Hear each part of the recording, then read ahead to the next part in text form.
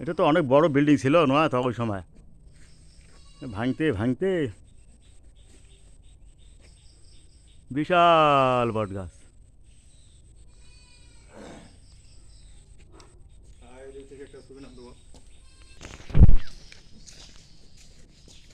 আমার মোবাইলটা এইরকম আছে কেন, এই যে এই ঘোলা ঘোলা কেন?